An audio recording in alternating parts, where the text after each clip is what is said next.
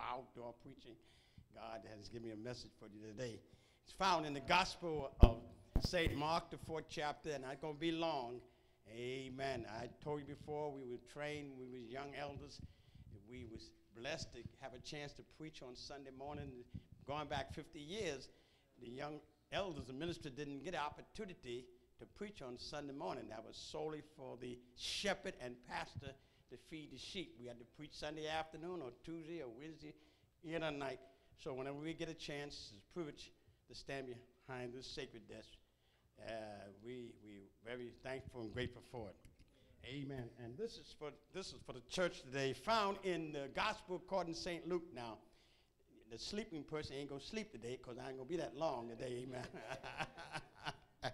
Thank God, thank God, thank God. Amen. It's found in the Gospel according to St. Mark, if you please, if you have Bibles, and could you just stand as I read this? Amen. Thank you. Would you stand this time? And it reads as the Mark, the 4th chapter. And it reads, whoops, excuse me, I'm sorry. It's not Mark, the 4th chapter. Thank you, Jesus. Let me turn that pages and turn up. Wait, it's Luke I lost my scriptures. Amen. Satan, you're a liar. Amen. Amen. With all these bookmarks I have here in it. And, okay, I'll get it. I'm going to talk about, in the scripture today, about Jesus entering the synagogue. Thank you, Jesus. And there was a man with a withered hand. In Mark, the 3rd chapter, that's it. Mark, the 3rd chapter. See, the devil's a lie. Amen. He try to get you to misinterpret scripture, mislocate scripture. But today it's found there. And he entered again into the synagogue, and there was a man there which had a withered hand. And they watched him whether he would heal him on the Sabbath day, that they might accuse him. And he said unto the man which had the withered hand, stand forth. And he said unto them, is it lawful to do good on the Sabbath days, or to do evil, to save life or to kill? But they held their peace. And when he had looked around about on them with anger, being grieved for their hardness of their heart, he said unto the man, stretch forth thy hand. Woo. And he stretched it out. Thank you, Jesus. His hand, and restore as others. Amen. The subject of the day, repeat with me, the withered hand man in the church. Now sit down. Hello. Sit down. You sit down.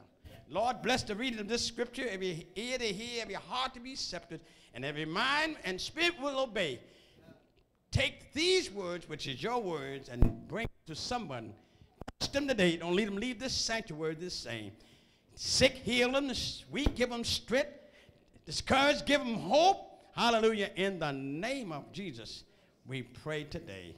Bless and make us a blessing for Christ's sake. Amen. Amen. The man with the withered hand in the church, in the synagogue. Amen. Well, we know I could difference Jesus in his earthly ministry encounter. Several miracles have taken place in the synagogue. Amen. One of the part of the Jewish history, part of the Jewish life, places of worship. They worship under the temple, they worship under the tabernacle, and then later on they worship in what they call the synagogue. And even today the Jews yet worship in the temple, and the Jews yet have what they call the synagogue. Amen. The shul, and especially to high holy days, Yom Kippur, and other Passover and Seder, and all the holidays, the Jews stayed faithful after 3,000 or 4,000 years. They yet tend synagogues, temple, and maintain the 7 feasts of God, Jehovah. God's people maintained the Sabbath day, the seventh day, which was a day from the beginning. God created the heaven and earth, and he rested on the seventh day, and he sanctified it and gave it unto the Lord to the Jews to worship out of 6, 7 days. One day was a place of rest. And they had Sabbath, amen, Sabbatical years, 50 years. Every Passover had a Sabbath, 7 days. And whatever, 50 days was called a Sabbatical year. The land had to rest it 7 years. No toil, no sowing, no weeping. It was time to rest, to commemorate God in creation. So throughout their history, Israel always somehow maintained their holy day, the Sabbath day. Amen. And at the seam, God bless you, at the seam open, we find him under Roman rule. Amen. The Roman government, they became their rulers. They was conquered. And yet we find that the synagogue was established to many towns and areas for convenience. They built one temple, but had many synagogues. Amen. And synagogue would act like a school, place of teaching, place of where they could worship, where they could keep the Jehovah word alive in their heart. Amen. We build many temples, many churches, but we build very few schools. Amen. And we need teaching which give you explanation, teaching would inspire, instruct you, and preaching make proclamation. We like a lot of proclamation, but we don't like little teaching. Hello. Thank you, Jesus. So at the scene now, the synagogue came in existence because under the 70 years Babylonian captivity, when the temple was destroyed in any place of worship of Jews, they did not have a privilege to worship. But right after the 70 years captivities, after the Ezra, Nehemiah, they built the first synagogue. Amen. They wasn't allowed to build a temple. In our history, there was 3 temples built. Solomon Temple, Zerubbabel Temple, and then during the time of Christ, Herod Temple. And the temple was the place was called the house of God for prayer for all people. Temple where they went to worship, offering, sacrifice. Herod, which was a Jew, built this temple, Herod Temple. Amen, because he had 10 wives and he had a Jewish wife. So many of the public places in Palestine was built by him, highways, and he wanted to be part of the Jewish community, but they didn't like Herod. So here we find the synagogue. The name itself says literally mean to be led, to bring out, or to gather together. Just like the church, ecclesia, mean to call out assemblies. Amen.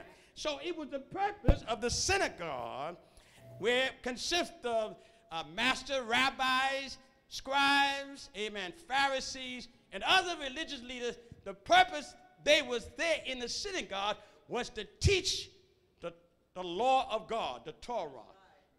Teaching so that they can keep the law of God in their heart in time of captivity. The Jews maintained worship with Jehovah God. And the Roman government gave them tolerance to do that as long as it didn't involve with their political affairs. Pharisees and the Herod, the Pharisees, which was separated, and the Sadducees, all different cults, and the scribes, and even lawyers were allowed to worship God as they see fit, as long as it didn't interrupt with the policies of the Roman Empire.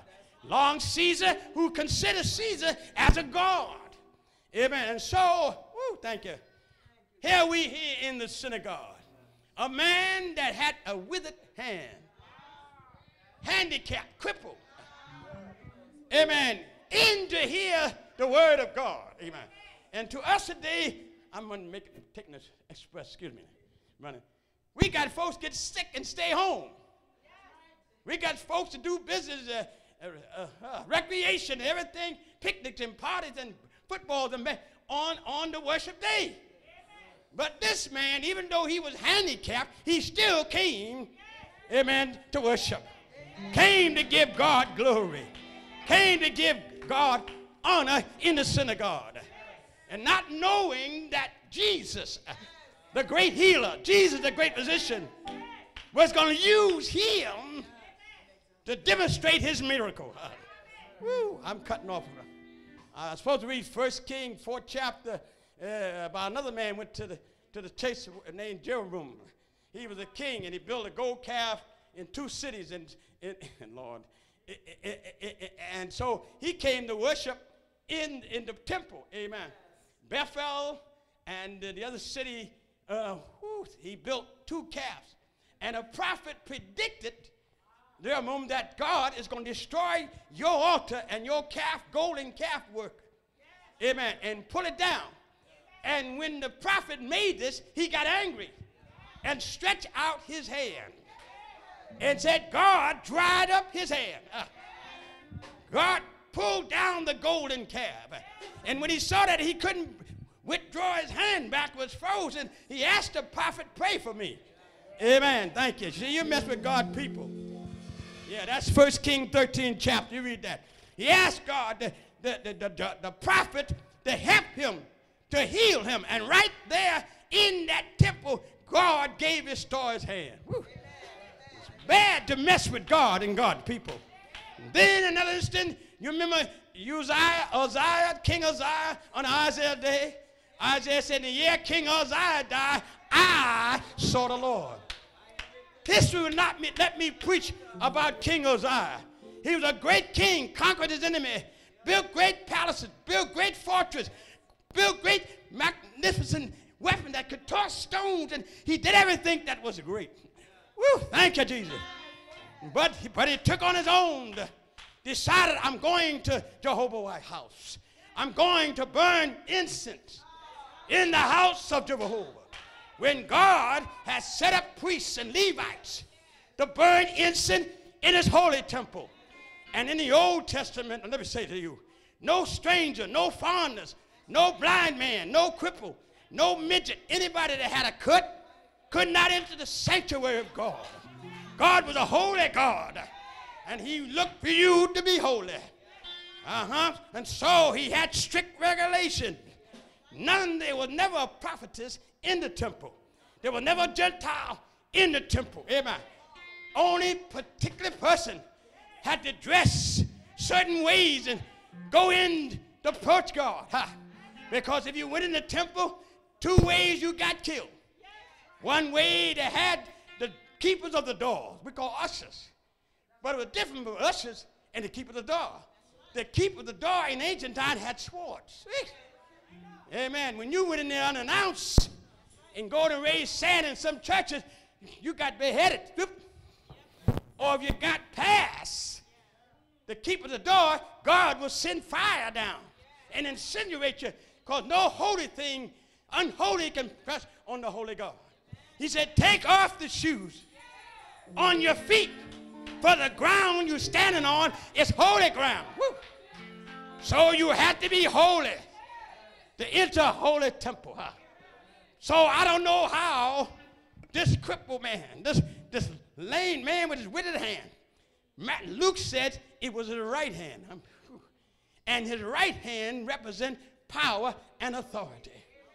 Yes, sir. He could do a lot with one hand, but 2 hands made it more convenient.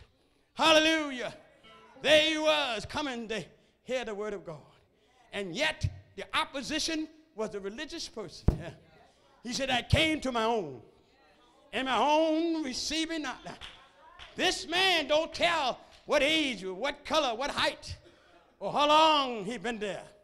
But he was there, time prevailed for him to be there the day that Jesus went into the synagogue. He went in a couple times. 7 miracles take place in the synagogue. When he went in there and his Nazareth synagogue, he opened his robe and said, the Spirit of God has anointed me to preach the gospel of glad tidings. Another instant he went in there, he saw a man with a demonic spirit. Went to church.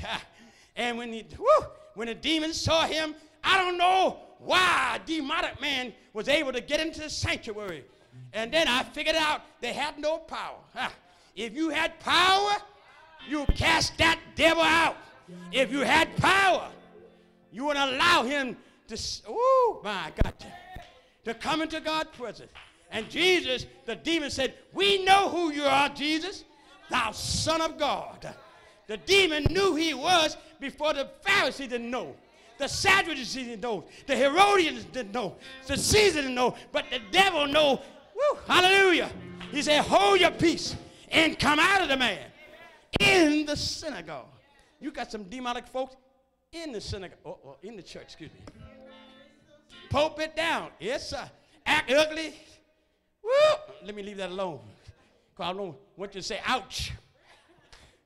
Amen. The old saying, Lord. But he got to this man. And then they watched him. They watched Jesus to condemn him, trying to get evidence on him. And so when they went in the synagogue, they wasn't going there to teach the law or teach the word. They was going to oppose him with the law.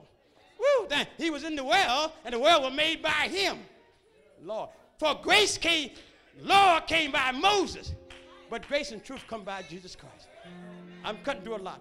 And so when he knew that a few time later, when his disciple went to the cornfield, the same Pharisees followed him, and they ate a little corn and said, why do your disciples break the commandments? And he had to explain that this man, the man was not made for the Sabbath. The Sabbath was not made for the man. The man was made for the Sabbath. And that Jesus, the Hebrew word, Jehovah Sabbath, means the Son of Man, he's Lord of the Sabbath. He's part of the Godhead that made the Sabbath. And he cannot desecrate the Sabbath what he made. Thank you, Lord. Amen. And so, my God, so when he got there, he asked him in Luke's gospel, he said, is it good to do good on the Sabbath or evil on the Sabbath? And he asked them the question, said, if a man ox and ass fall into the ditch on the Sabbath day, wouldn't you take them out? Whew. Is it lawful to do good on the Sabbath? They couldn't answer. And then he went a little further and said, now, you obey the law of Moses about circumcision. And in order to maintain circumcision of the male as a covenant, you take on the Sabbath day, you circumcise. Woo. On the Sabbath day. And they couldn't answer that. But let me close say this. Here this man in the sanctuary with his right hand, John said, good. And the right hand means it's the place of power and authority. Psalm 110:1 says, and my Lord, Jehovah, said to the Lord, sit thou on my right hand till I make the enemy your footstool. When you walk the altar with your bride, they put her on your power hand, on the right hand. Ah, woo. Thank you, Jesus. Thank you. God said, Jesus, priestly in heaven, sitting on the right hand of God. I know right hand is my powerful hand. Knock you out with the right hand. Amen. Thank you, Lord. So when you, the right hand, the king's throne, those that on his right hand has privilege and opportunity. I'm closing now because of time. Thank you. And so here was this man, withered hand, couldn't operate, couldn't wash himself, couldn't feed himself. Lord have mercy. Couldn't clap his hand. But yet he was there to hear the word of God. Hallelujah. And when Jesus stepped in there, he needed to use this man. Hallelujah. For the purpose of God's glory. He knew the skeptics were watching. He knew they wanted to condemn him. Yes, about the Sabbath. And Jesus told the man first, stand up. He had to obey God. He worked on the man and says, get up, stand up. And the man stood up and he said, come forth. And the man didn't know what was happening, but he went forth obedience. Woo, thank you. Thank you, Lord. And he said to him, is it good or bad to evil? And told the man, stretch forth. Woo. All you got to do, obey. Stretch forth thy hand. And let me tell you, we stretched forth his hand, and his hand was made new. It wasn't the 10 Commandments that healed him. It wasn't the Pharisee that healed him. It wasn't the law that healed him, but grace healed him. For the law killeth, but the Spirit give life. The law brings disgrace, But grace, woo, bring life. And he went in the synagogue crippled, come out with 2 hands. Woo. I'm closing. I wish I had time to tell you about the withered hand man in the church. Stealing money and flirting and getting girls. I can tell you about the whole lot of withered. Handicapped folks. Incapacity. In church. Backbiters. Backsliders. Hypocrites. In church. Amen. See, one thing about it, they said, don't let that hypocrite in here. Don't let that. See, he can operate in church. Amen. Oh, Lord, that's you. See, out there you can't do. We preach so much out. But once you get in here, this anointed oil and the people of God, that man left service better than when he came in. Woo!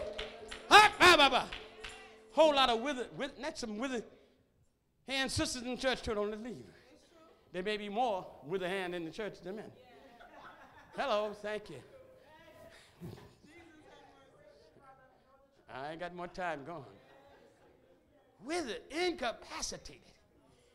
And I won't preach today, but there's 14 ways you can kill a church. 14 withered. Talk after that was. Well, number 1, you want to kill a church? Number 1, don't come to church. Y'all listen to me now. You don't get mad now.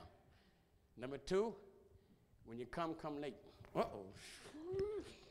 Getting quiet now, guitar player.